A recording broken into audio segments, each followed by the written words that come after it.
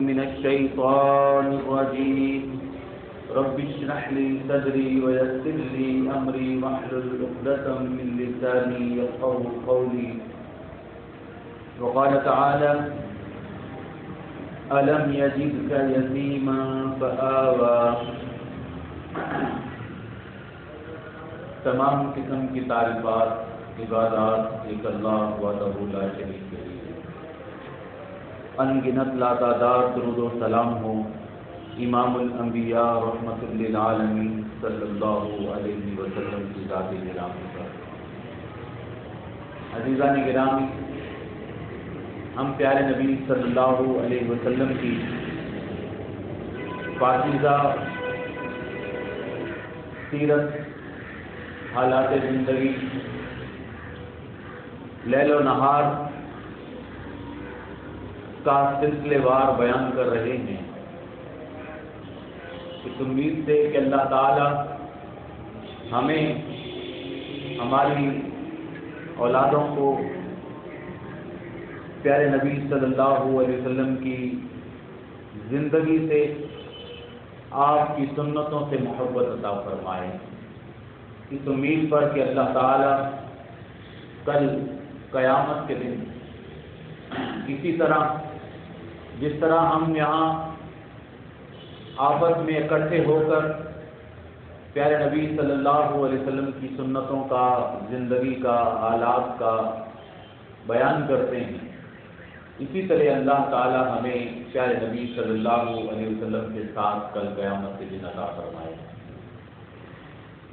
اللہم آمین. اللہ تعالی ہماری دعاؤں کو، ہماری آرزوؤں کو قبول فرمائے. عزیزان گرامی، رسول کریم صلی اللہ علیہ وسلم کی ولادت مبارکہ کا بیان شروع ہو چکا تھا. صحیح بخاری کے اندر ایک حدیث ہے. ہم یہ جو سیرت بیان کر رہے ہیں یہ تاریخ کی کتابوں سے بھی اور ساتھ ساتھ احادیث مبارکہ سے کوئی اشارہ مل جاتا ہے تو وہ بھی ساتھ ہی بیان ہو جاتا ہے. صحیح بخاری کی حدیث ہے کہ رسول اللہ صلی اللہ علیہ وسلم پیر کے دن روزہ رکھا کرتے تھے. پیارے نبی صلی اللہ علیہ وسلم سے پوچھا گیا کہ آپ پیر کے دن روزہ کیوں رکھتے ہیں، تو آپ نے اس کی دو وجوہات بیان کی. ان وجوہات میں سے ایک وجہ یہ بھی تھی کہ آپ نے فرمایا کہ پیر کے دن میں پیدا ہوا تھا اور اللہ تعالیٰ کے پاس ہمارے اعمال پیش کیے جاتے ہیں. میں چاہتا ہوں کہ اللہ تعالیٰ کے پاس جب ہمارے اعمال پیش کیے جائیں تو میں روزے نہ ہوں. یہ صحیح روایت ہے، صحیح ترین حدیث ہے.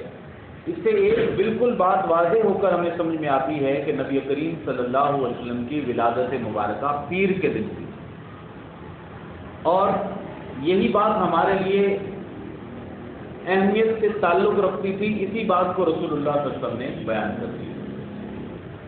کون سا سال تھا، کون سی تاریخ تھی، کون سا مہینہ تھا، یہ رسول اللہ صلی اللہ علیہ وسلم نے بیان ہی نہیں فرمایا، اس لیے کہ اس کا امت کے ساتھ براہ راست کوئی ایسا تعلق نہیں بنتا تھا، یا اس کا امت کو کوئی فائدہ نہیں پہنچنا تھا کہ فلاں تاریخ، فلاں دن، فلاں سال اور مہینہ نہیں تو رسول اللہ صلی اللہ علیہ وسلم اپنے صحابہ کو لکھوا دیتے، نوٹ کروا دیتے. جس طرح آپ نے اتنا بیان کر دیا کہ میں پیر کے دن میری ولادت ہوئی. مورخین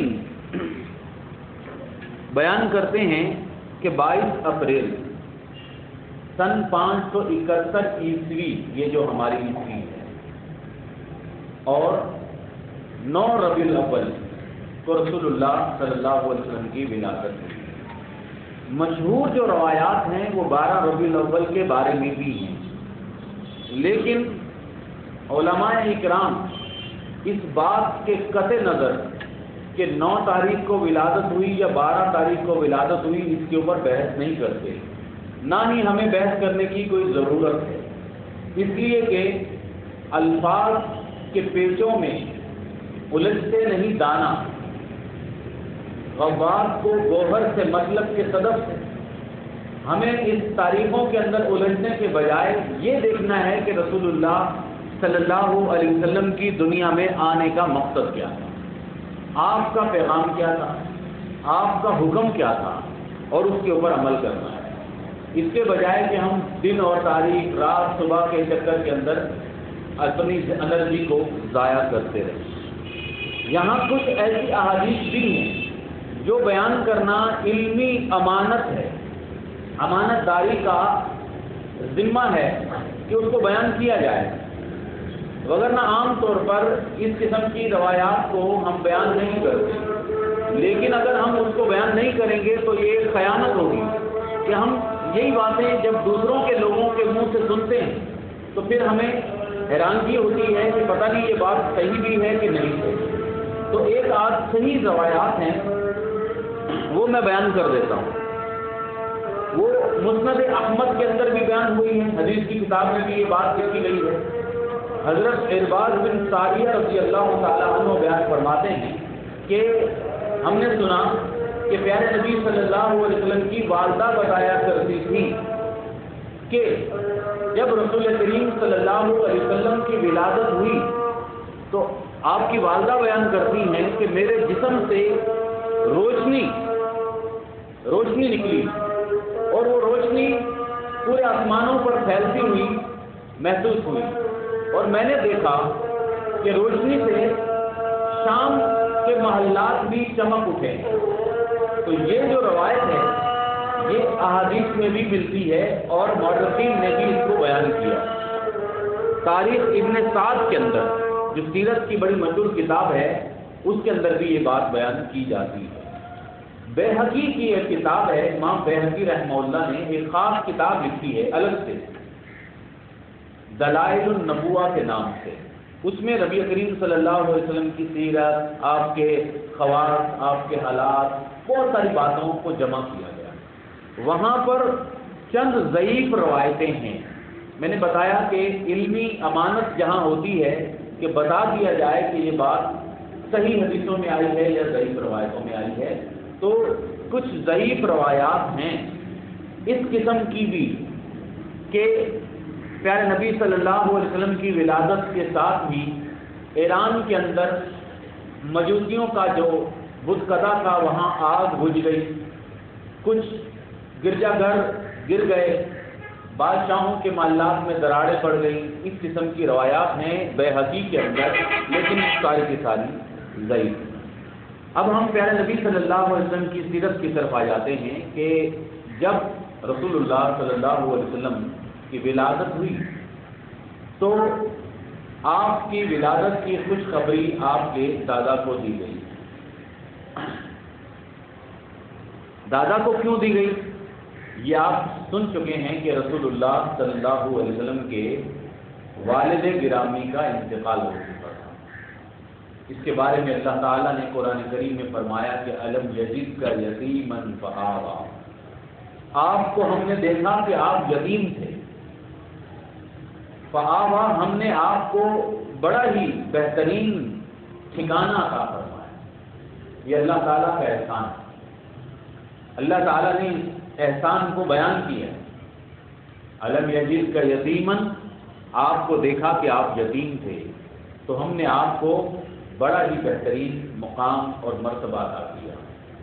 دادا کو خبر دی گئی کہ والد تھے ہی نہیں، تو دادا خوشی سے نہال ہو گئے، وہ آپ کو اٹھا کر بیت اللہ میں لے جاتے ہیں اور اللہ کے گھر میں کھڑے ہو کر دعائیں مانگتے ہیں اللہ تعالیٰ سے، بچے کی زندگی کے لیے، اس کی برکت کے لیے، اس کی حفاظت اور عافیت کے لیے۔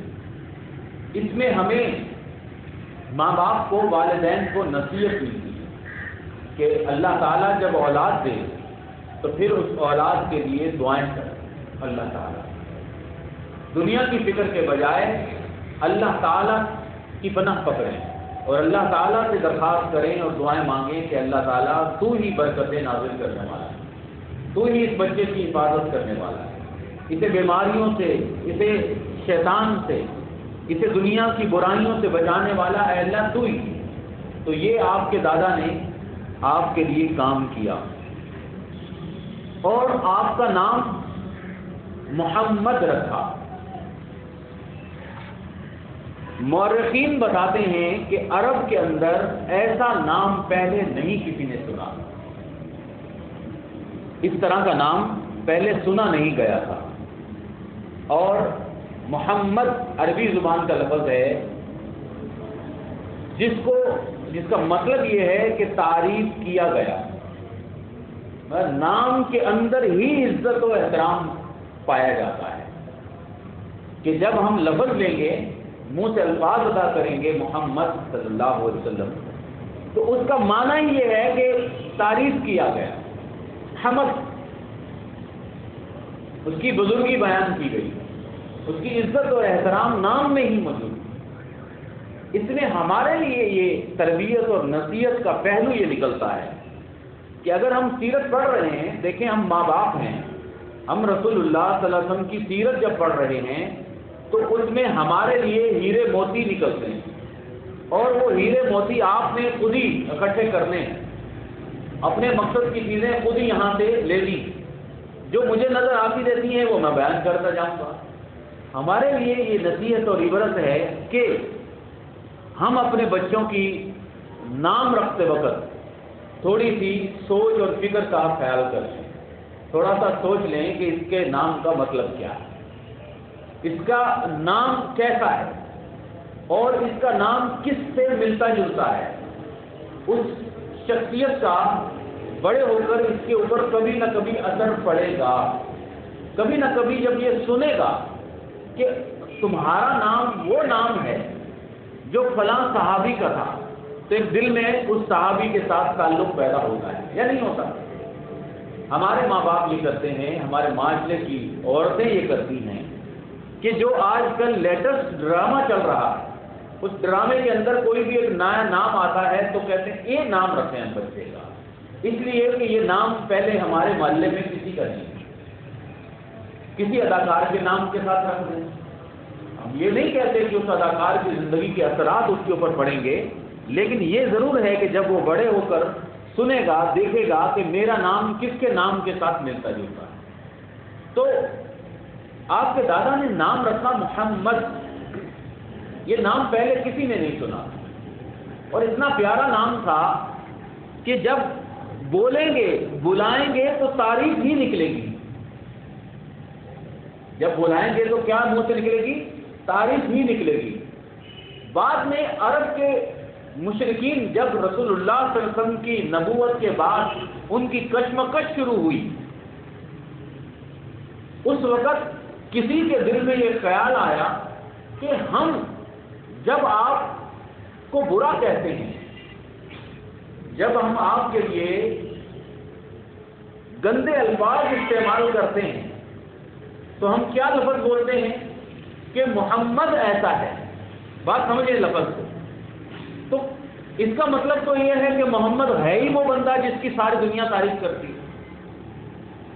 تو یہ ہم لفظ نہ استعمال کیا کریں. پھر انہوں نے ایک لفظ ایجاد کیا جس کا نام یہ تھا، مطلب تھا مذمم. محمد کے بالکل اگینسٹ، اس کی اپوزٹ ہے. محمد کا مطلب ہے تعریف، اور مذمم کا مطلب ہے مذمت کیا گیا، جس کی برائی بیان کی گئی. تو جب بھی وہ کبھی آپ صلی اللہ علیہ وسلم کے بارے میں برے الفاظ استعمال کرتے تو کیا کہتے؟ مذمم ایسا ہے، مذمم ایسا ہے. تو پیارے نبی صلی اللہ علیہ وسلم نے مسکرا کر فرمایا کہ دیکھو اللہ تعالیٰ نے میرے نام کو بھی بچا لیا. یہ پتہ نہیں کس کی برائی بیان کرتے ہیں، کیونکہ میں تو مذمم نہیں ہوں، میں تو محمد ہوں. اب یہ کسی اور کی برائی بیان کرتے ہیں کہ اللہ تعالیٰ نے میرے نام کو بھی، میری ذات کو بھی ان کے شر سے بچا لیا. جب نام یہ رکھا محمد، تو آپ دیکھیں اللہ تعالیٰ نے قرآن کریم میں آپ کی شان کو بیان کرتے ہوئے فرمایا تھا وَرَفَعْنَا لَكَ ذِكْرَكَ، ہم نے آپ کے نام کو بلند کر دیا. ہم نے آپ کے ذکر کو، ہم نے آپ کے نام کو بلند کر دیا. آج دنیا میں سب سے زیادہ نام رکھا جانے والا کون سا ہے؟ آپ کو پتہ ہے نا؟ محمد. پوری دنیا میں، حتیٰ کہ ہمارے جیسے پاکستان جیسے ملکوں کے اندر تو ابھی ڈیٹا جمع ہوتا ہے، نادرا کو پتہ لگا کہ نام ہے، جب وہ چیک کرتے ہیں تو محمد والا نام سب سے زیادہ نکلتا ہے. لیکن باہر کے ملکوں میں، امریکہ میں، برطانیہ میں تو بہت پہلے سے نام جمع کرتے تھے. تو وہاں پر بھی لوگ کہتے تھے کہ ہمارے سب سے زیادہ جو نام ریکارڈ میں آتا ہے وہ محمد. جو بھی مسلمان ہے محمد رکھ لیتے، جو بھی مسلمان ہے محمد رکھ لیتے. اب مسلمانوں کے بچے تو ہوں گے، ایسا دنیا میں کوئی بھی نہیں نام. وَرَفَعْنَا لَكَ ذِكْرَكَ، ہم نے آپ کے نام کو بلند کر دیا، ہم نے آپ کے ذکر کو بلند کر دیا. دنیا میں اذان ہوتی ہے، اللہ کی توحید بیان ہوتی ہے، ساتھ ہی اگلے جملے میں الفاظ ہوتا ہے کہ محمد اللہ کے رسول ہے، محمد اللہ کے رسول ہے. تو ہم نے آپ کے نام کو بلند کر دیا. پھر والدہ نے آپ کو دودھ پلایا، انہی کے خاندان کی ایک لونڈی تھی سویبہ، انہوں نے بھی آپ کو دودھ پلایا. اور آپ کے ایک چچا ہیں حمزہ، حمزہ بن عبد المطلب، مطلب دادا کے، آپ کے دادا کے بیٹے تھے حمزہ، وہ بھی آپ کی عمر میں برابر تھے. ان دونوں نے بھی ایک ہی ماں سے دودھ پیا. اس طرح وہ آپ کے چچا بھی تھے اور آپ کے دودھ والے، دودھ شریک بھائی بھی بن گئے. بعد میں اسلام نے دودھ پلانے کے جو معاملات ہیں اس کو قانونی شکل دے دی.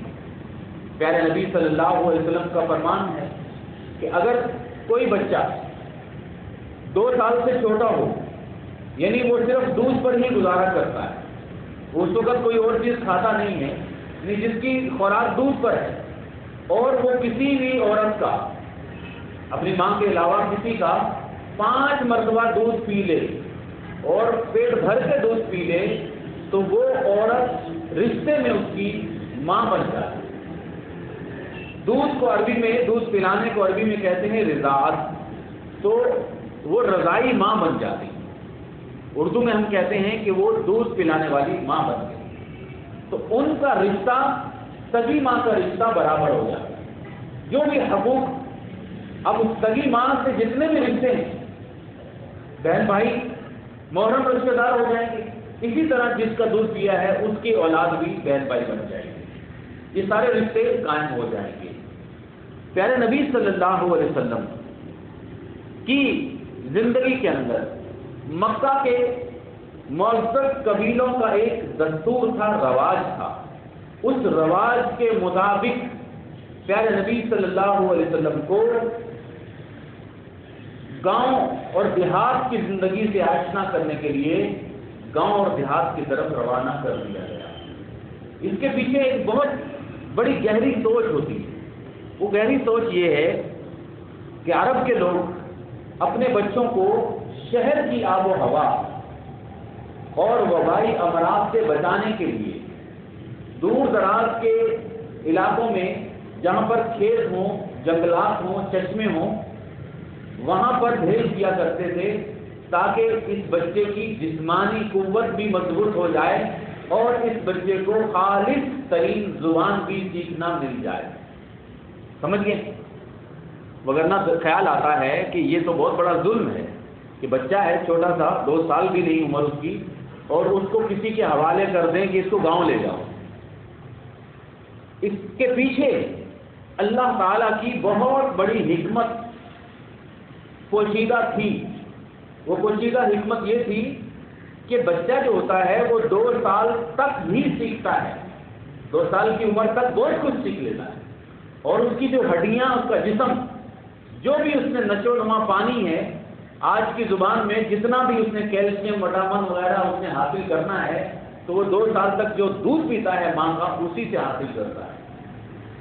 اب اس بچے کو، جس کا نام محمد تھا صلی اللہ علیہ وسلم، 2 سال کے لیے گاؤں کی طرف روانہ کر دیا گیا. یہاں سے ایک بڑا طویل بیان شروع ہوتا ہے، وہ سیرت کی کتابوں کے مطابق بیان کر رہا ہوں.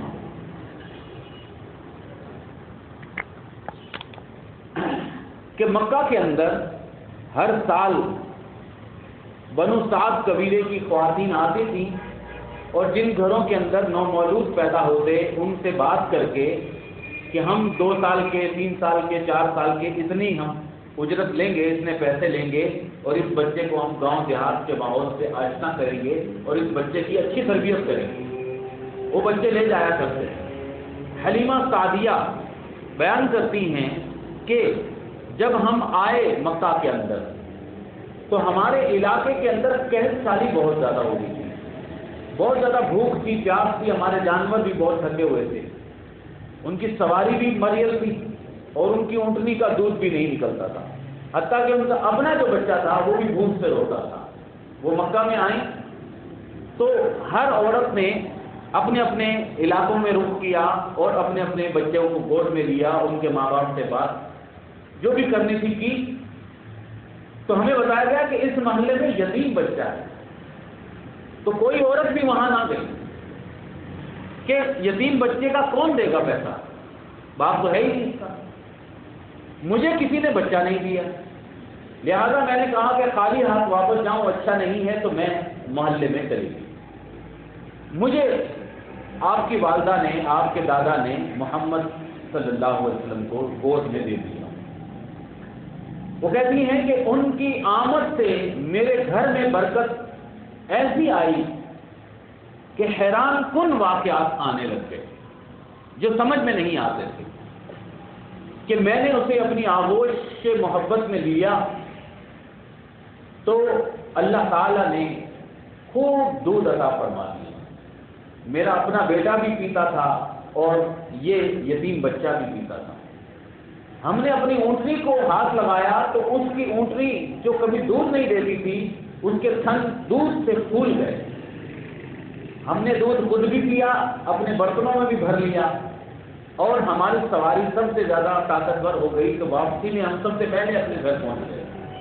ہمارے جانور، ہمارا کھیت، سب کچھ برکتوں کا منبع بن گیا۔ اور یہ برکتیں ایسی تھیں کہ میرے شوہر جس کا نام تھا حارث، وہ کہنے لگے کہ اللہ کی قسم ہے تم کوئی بابرکت روح کو لے کر آئی، کیونکہ آج سے پہلے ہمارے یہ حالات نہیں تھے اور پورے علاقے میں قحط سالی ہے، لیکن ہمارے گھر پہ رحمتیں۔ میں بیان کر رہا تھا کہ یہ کیوں ہوتا تھا، چھوٹے سے بچے کو کیوں باہر بھیج دیا جاتا تھا۔ اس کے مورخین نے چند جو باتیں لکھی وہ بتا دیتا ہوں کہ مکہ کی شہری زندگی میں آب و ہوا جو تھی وہ بچوں کے لیے صحیح نہیں تھی، اس لیے کہ وہاں حج کے مہینوں میں لاکھوں لوگ باہر سے آتے تھے، پورے علاقوں سے آتے تھے۔ آج کل بھی وہاں کے مقامی جو ہوتے ہیں حج کے ایام میں باہر چلے جاتے ہیں، کیونکہ جب اتنے زیادہ لوگ جمع ہوتے ہیں تو پھر وبائی امراض پھیلنے کا خطرہ ہوتا ہے، لہذا وہ بچوں کو گاؤں دیہات میں بھیج دیا کرتے تھے۔ دوسری وجہ یہ تھی کہ بچوں کی جسمانی قوت کو پسند کرتے تھے کہ جب یہ گاؤں میں رہے گا، پہاڑوں میں رہے گا، چلے گا پھرے گا تو اس کی جسم میں طاقت آئے گی۔ تیسری وجہ یہ تھی کہ وہ زبان کا بڑا فکر کرتے تھے، زبان کہ بچوں کو خالص عربی زبان آ جائے، اور خالص زبان جو ہوتی ہے وہ گاؤں دیہات سے ہی حاصل ہوتی ہے۔ یہ تینوں چاروں باتیں ہمارے لیے بڑی نصیحتیں لے کر آتی ہیں۔ ہم ماں باپ ہیں تو ہمیں چاہیے کہ پھر اپنے بچوں کی انہی چیزوں کا خیال کریں، کیونکہ اس کو 2-4 سال کی عمر تک جو چیزیں چاہیے اور اس کے ساتھ جو ہمارا تعلق ہونا چاہیے پیارے نبی صلی اللہ علیہ وسلم کی سیرت سے ہم سیکھیں کہ اپنے بچوں کی زبان کی فکر کریں۔ ہمارے ہاں ہمارے جو بچے ہیں، نئی نسلیں ہیں، انہیں اپنی مادری زبان نہیں آتی، اس وجہ سے کہ مائیں اپنے بچوں کو اپنی جو زبان ہے نا، اپنی اصل زبان وہ نہیں سکھا رہی ہوتی۔ وہ سمجھتے ہیں کہ ماڈرن بننے کا طریقہ یہ ہے کہ اس بچے کے ساتھ انگلش میں، اردو میں بات کریں۔ تو یہ جو زبانیں ہیں، انگلش ہے، اردو ہے، یہ آ جائیں گی بعد میں، جب وہ اسکول جائے گا سب آ جائیں گی، لیکن اس کو مادری زبان کوئی دنیا میں نہیں سکھائے گا۔ اور جو اصل ذہنی نشو و نما ہوتی ہے، جو سوچ اور فکر ہوتی ہے، مشہور ہے کہ خواب جو ہوتے ہیں وہ اپنی مادری زبان میں آتے ہیں۔ جو سوچتا ہے بندہ وہ اپنی زبان میں سوچتا ہے۔ اگر وہ بچے کی سندھی زبان ہے، پنجابی ہے، میمنی زبان ہے، تو جو زبان بولتا ہے، جو ماں کی زبان ہوتی ہے، اسی سے وہ خیالات دل میں پیدا ہوتے ہیں، وہی سب سے پہلے اس کو وہ زبان آ جائے، پھر اس کو جو لوکل زبانیں ہیں وہ بھی سیکھنے کا موقع مل جائے۔ 2 سال کی عمر تک بہت کچھ سیکھ لیتا ہے بچہ۔ ماں باپ ظلم کرتے ہیں بچوں کے ساتھ جب اس کے ساتھ توتلی زبان میں باتیں کرتے ہیں۔ وہ سمجھتے ہیں بچہ ہے تو توتلی جو زبان میں باتیں کرتے ہیں تو وہ بچہ توتلی زبان ہی سیکھتا ہے۔ کبھی بھی کوئی عورت کوئی باپ اپنے بچے کے ساتھ توتلا نہ بولے، بلکہ صاف جملوں میں بات کرے، سمجھ آئے نہ آئے، بچے کو سب سمجھ میں آتی ہے، اس کی میموری میں سیو ہوتا جاتا ہے، صاف آواز میں باتیں کریں۔ اور اگر وہ بہت چھوٹا بچہ ہے، لیٹا رہتا ہے، تو اس کو قرآن سنائیں۔ وہ قرآن اس کے دل و دماغ پر بڑا گہرا اثر کرتا جائے گا۔ اس کو قرآن آئے گا نہیں، لیکن جب اس کے لاشعور میں الفاظ بیٹھ جائیں گے، اس کے دل و دماغ پر اس کی برکتیں نازل ہو جائیں گی۔ اگر وہ اس عمر میں گانے سنتا رہا، سوچیں تو اس کے دل پر کیا اثر ہوگا۔ اس کے دل میں جو شیطان کا حصہ ہے، وہ آگے میں بتاؤں گا کہ کتنا گہرا دل کے اوپر قبضہ کر لیتا ہے شیطان۔ آج تو دنیا بڑی ترقی کر چکی ہے، بچوں کے ماہرین جو ہیں وہ تو پتہ نہیں کیا کیا باتیں بتاتے ہیں۔ وہ تو یہاں تک پہنچ گئے ہیں کہ بچہ جب دنیا میں آتا نہیں ہے، رحم مادر میں ہوتا ہے 9 ماہ تک، اس وقت بھی وہ دنیا کے احساسات اور شعور سے واقف ہوتا ہے۔ ماں جو کام کرتی ہے، جو سنتی ہے، وہ اس بچے کے اوپر اثر ہوتا ہے۔ ماں قرآن سنتی ہے تو بچے پر اثر ہوگا یا نہیں ہوگا۔ اب وہ جب دنیا میں آتا ہے تو وہ بہت کچھ سمجھتا ہے، بہت کچھ سنتا ہے، لہذا اس بچے کے ساتھ ظلم نہ کریں۔ گانے سننے ہیں تو دور جائیں، بچے کے پاس نہیں۔ آپ کو پتا ہے نا ماہرین کیا کہتے ہیں کہ بچے کے سامنے سگریٹ نہ پی، اس کے اوپر وہ دھوئیں کا اثر ہوتا ہے۔ اتنا زیادہ اس کا احساس کیا جانا چاہیے ماں باپ کی طرف سے۔ تھوڑا سا بچہ بات کرنے لگتا ہے، اس کو ماں باپ ڈرانے لگ جاتے ہیں، باہر نہیں، اندھیرا ہے، جن آ جائے گا، یہ آ جائے گا، اور وہ بچہ ساری زندگی بزدل ڈرنے والا رہتا ہے۔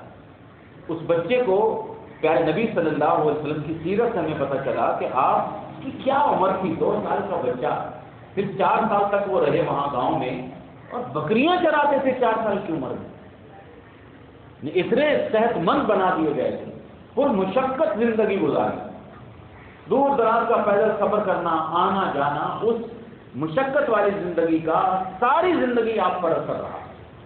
ہم بچوں کے ساتھ ظلم یہ کرتے ہیں کہ بچوں کو چلنے نہیں دینا، یہ ہو جائے گا، گر جائے گا۔ بچوں کو چاکلیٹ کھلا کھلا کے اس کی ساری، اس کی ہڈیاں، اس کا جسم، اس کی سب کچھ تباہ کر دینا۔ تو بچوں کی خوراک، بچوں کی تربیت، اس کے جسم کو مضبوط کرنا، اس کو مشقت والی زندگی برداشت کرنے کے قابل کرنا، اس کو صبر اور قناعت والی زندگی کا ماہر بنانا، اس کو اچھی زبان سکھانا، اس کو اپنے معاشرے کی جو لوکل زبانیں ہیں کہ جو ہمارے شہر میں بولی جاتی ہیں ان سے بھی آشنا کروانا، یہ ماں باپ کا فرض منصبی بنتا ہے۔ اس لیے کہ بڑے ہو کر زبان سے بہت فائدے حاصل ہوتے ہیں، چھوٹی چھوٹی زبانوں سے واقفیت ہونی چاہیے۔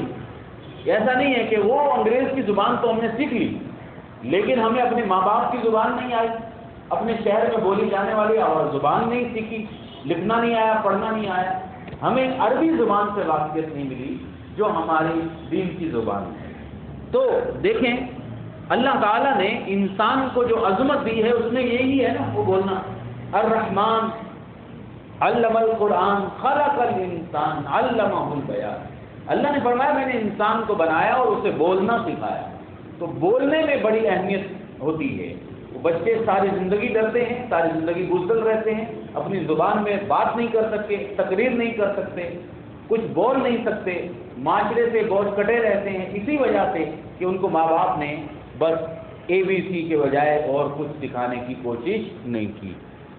محدثین، علماء، خواتین، جیسے محدثین تھے، ائمہ کرام تھے، اس طرح محدث خواتین بھی ہوا کرتی ہیں۔ محدثہ باقاعدہ حدیثوں کی کتابوں میں ان کا نام آتا ہے، وہ باقاعدہ حدیثیں بیان کرتی ہیں۔ تو وہ جو علماء خواتین تھیں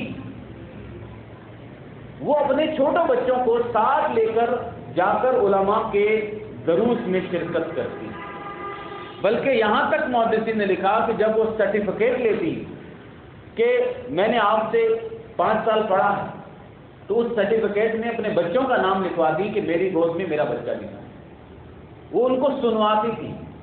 آپ کا جو دور ہے یہ تو بڑا ہی بہترین دور ہے آپ تو اپنے بچے کو کمپیوٹر سے، موبائل سے ایسی ایسی باتیں سنوا سکتے ہیں، ایسی قرآن کی تلاوتیں، حدیثوں کی تلاوتیں، اچھے اچھے درس، پتہ نہیں کیا کیا سنا سکتے ہیں، جس کو سننے کے لیے لوگ ہزاروں میل سفر کیا کرتے تھے، وہ آپ کی ایک انگلی کے اشارے پر آپ کے گھر میں ہے۔ تو لہٰذا ان بچوں کی ذہنی نشو و نما، ان کی تربیت، سب کچھ ہمیں رسول اللہ صلی اللہ علیہ وسلم کی سیرت سے ملتا ہے۔ اللہ تعالی ہمیں سمجھنے کی توفیق عطا فرمائے۔ اللہ اکبر۔ چھوٹا سا بچہ ہے، ماں سے دور کر دیا گیا کہ ان کی تربیت کا یہی وقت ہے اور اس کی ہڈیاں، اس کے جسم بننے کا یہی ٹائم ہے۔ حلیمہ سعدیہ ان کو لے کر اپنے علاقے میں چلے گئیں۔ وہ میں نے بتا دیا کہ ان کے گھر میں اللہ تعالیٰ نے بڑی ہی برکتیں عطا فرمائی۔ حلیمہ سعدیہ بیان کرتی ہیں کہ ہم 6 مہینے کے بعد اس بچے کو لائے مکہ میں، ان کی والدہ کو دیا، لیکن ہمارا دل نہیں کرتا تھا کہ اس بچے کو ہم اپنے ہاتھ سے جانے دیں۔ لہذا ہم نے پھر گزارش کی کہ اگر آپ اجازت دیں تو ہم اس بچے کو دوبارہ لے جائیں، کیونکہ اس بچے کی وجہ سے ہمارے گھر پہ بڑی برکتیں ہیں۔ تو ان کی ماں نے آپ کو دوبارہ بچے کو بھیج دیا۔ اب وہ تقریباً 4 سال تک مستقل پھر وہاں رہے۔ پیارے نبی صلی اللہ علیہ وسلم نے اپنے صحابہ کو بعد کی زندگی میں وہ باتیں بتائیں۔ آپ نے فرمایا کہ اللہ تعالیٰ نے مجھے بکریاں چرانے کا بھی موقع دیا۔ محدثین بیان کرتے ہیں کہ دیکھو چھوٹا سا بچہ ہے، گاؤں میں جنگلات میں بکریاں چراتا ہے، تو یہ کتنی سخت ترین زندگی ہوگی۔ جس عمر کے بچے کو ہم چلنا نہیں دیتے اور باہر نکلنے نہیں دیتے، وہ بچہ اس عمر کے اندر اتنا ہمت والا بن گیا تھا۔ اس کی ساری وجہ یہی تھی کہ وہ مشقت والی اور محنت والی زندگی ان کو بچپن سے سکھا دی گئی تھی، بعد میں ان کی زندگی میں بڑے کام آئے گی۔ ہم اپنے بچوں کو اتنا نہیں کر سکتے کہ اس کے ہاتھ سے موبائل لے لیں، روئے گا، جلدی جلدی اس کو پکڑا دو، جلدی جلدی اس کو چاکلیٹ تھما دو، اس کو پیسے دے دو، جاؤ بیٹا باہر جاؤ آئس کریم کھاؤ۔ اور آپ کو پتا ہے کہ یہ ساری چیزیں ان کی ہڈیوں، ان کی صحت، ان کی نظر، آئس سب کو تباہ کر دیتی ہیں۔ جتنی آئس کریمیں ہیں وہ رنگ کے علاوہ کچھ بھی نہیں، رنگ ہے اور چینی ہے۔ جتنے انرجی ڈرنکس ہیں وہ اس میں بیماری ہی بیماری ہے۔ اب تو حکومت بھی چیختی ہے، بار بار کہتی ہے کہ اپنے بچوں کو زہر نہ پلاؤ، زہر نہ پلاؤ، زہر نہ کھلاؤ، لیکن ہمیں کوئی پرواہ نہیں ہوتی۔ پیارے نبی صلی اللہ علیہ وسلم کی احادیث سے ایک حیران کن حدیث ملتی ہے ہمارے اس دور کے لیے۔ اس کو یہ نہ سمجھنا کہ وہ ہمارے اوپر لاگو ہو رہی ہے، لیکن کچھ کچھ ہمارے اعمال اس طرح کے بنتے چلے جا رہے ہیں۔ اس کو نبی کریم صلی اللہ علیہ وسلم کی اس بچپن کی زندگی سے ملا کر دیکھنا۔ آپ نے فرمایا کہ میری امت کے بدترین لوگ وہ ہوں گے جو طرح طرح کے کھانے کھائیں گے، رنگ برنگے کپڑے پہنیں گے اور رنگ برنگے مشروبات پئیں گے، ڈرنکس پئیں گے، لیکن آگے والی بات ہے کہ ان کے اندر بد زبانی بڑھتی چلی جائے گی، بد زبانی ہوگی، اس وجہ سے اس کو برا قرار دیا گیا۔ وگرنہ کھانا کھانا یا شربت پینا یا جو پینا یہ برا نہیں ہے، لیکن اس کے اندر جو ہوس پیدا ہو جاتی ہے کہ ایک کھانے کے بعد دوسرا کھانا، پھر اور چاکلیٹ، پھر اور برگر، پھر اور ڈرنکس، پھر بچوں میں بد مزاجی پیدا ہو جاتی ہے۔ وہ سمجھتے ہیں زندگی یہی ہے، یہ مل گیا تو کامیابی، نہیں ملتے تو روتے ہیں، آئے ہم غریب ہیں، ہم بھوکے مر گئے، ہمارے بچوں کو تو میکڈونلڈ نہیں ملتا۔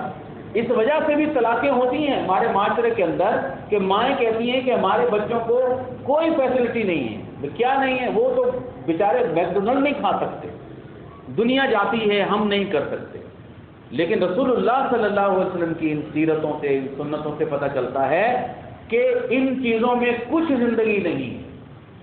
اصل زندگی کیا ہے؟ اصل بہترین سوچ اور فکر یہ ہے کہ بندہ اللہ کا بندہ بن کے رہے، اچھا مسلمان بن کے رہے، یعنی صبر کی زندگی، قناعت والی زندگی۔ جنگ احد کے موقع پر، جنگ خندق کے موقع پر رسول اللہ صلی اللہ علیہ وسلم کے پاس ایک سوکھی روٹی، جو کی روٹی لائی گئی، سوکھی روٹی، اور وہ بھی کون سی؟ گندم کی نہیں، جو کی۔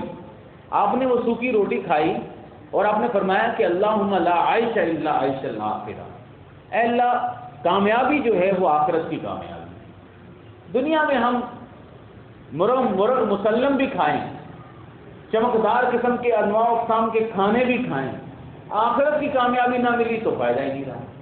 تو آپ نے سوکھی روٹی کھا کے صبر کی تلقین کر کے کیا فرمایا؟